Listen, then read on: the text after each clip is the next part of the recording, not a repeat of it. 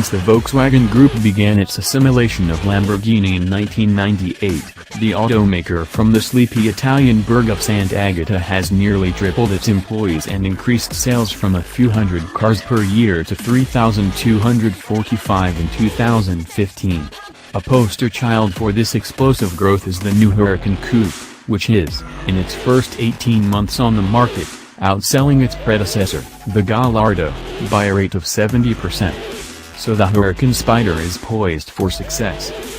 That the Huracan was designed with open-roofed aspirations from the start helps the cause, and it means that popping the top didn't require extra bracing for its aluminum and carbon fiber space frame. Lamborghini R&D head Maurizio Reggiani says torsional rigidity is reduced by 10% versus the coupe, although detecting the loss is all but impossible. 90% of hyperstiff is still hyperstiff. Indeed, we couldn't detect a hint of cowl quiver in our drive around extremely rainy Miami. Fortunately, there were a few rain-free minutes during the launch event, which gave us time to experience the top's operation in the car's open-air appeal. The lid takes 17 seconds to rise or retract, and the designers worked overtime to maintain the car's silhouette with the top down. For example, the hexagon created by the side window surround is one of the Huracan's key design elements, and the stylists were able to carry this element to the Spyder with a rather intricate convertible tonneau that, when unfurled, mimics the coupe's B-pillar shape. The top and its attendant mechanisms add 265 pounds to a base Huracan's mass, which puts it at about 3,650 pounds. A small chunk of the additional weight comes from two fabric-skinned ears near the outboard side of each headrest. Their mission is to keep cabin turbulence to a minimum.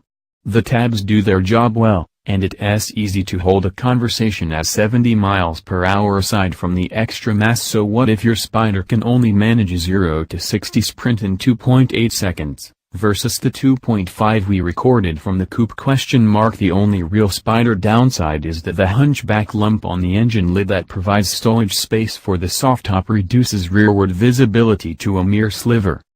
Flat-foot the throttle, though, and that's quickly forgotten as the 602 horsepower 5.2-liter V10 lets loose its scream. Shifts are marked with a bark like a Doberman's warning from behind the chain link.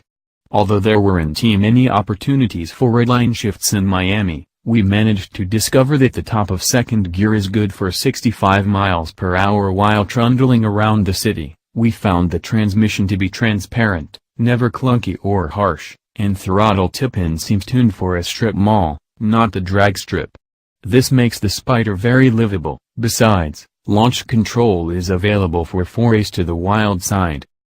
Lamborghini is in the unique position of having the only naturally aspirated fleet of exotics, and it plans to keep its supercars that way for as long as it can. The upcoming Urus SUV will be the first turbocharged Lambo, and it also will offer a hybrid powertrain. Turbocharged engines are inherently more efficient, and Lambo knows that it eventually will have to adopt them to meet environmental regulations. In the meantime, the Huracan nods to efficiency by having only half of the V10 active under light loads.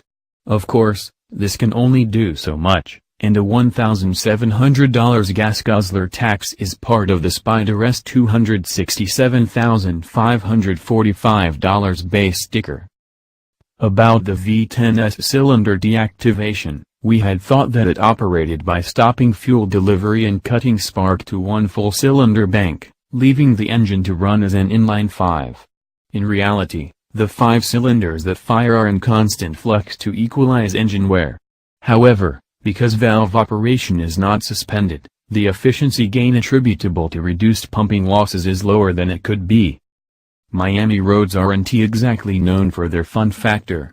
The graph paper grid of 90-degree corners didn't allow us to detect exactly how the Spyder's at the limit handling benefits from the optional $3,400 magnetorheological dampers or the standard 20-inch Pirelli P0 tires. The ride is as supple as any 200-mile-per-hour supercar this side of the hydro-pneumatic suspension setup from McLaren, however. All indications are that this Spyder is just as capable as the sublime coupe. Coming on the heels of the Huracan Spyder will be the Urus. It has a profit-driven, Callan-like move from this corporate cousin to Porsche. While this seems to go against brand ethos, Stuttgart proved it a worthwhile business practice, and we likely needn't to remind you of the original Lamborghini SUV. Current Lambo Bossio Presidente, according to company letterhead and eminent chief of Audi Quattro Stefan Winkelmann, has said the Urus might sell 3,000 units a year, which would nearly double total Lamborghini sales. That might liven up Sant'Agata in a way the town has never known.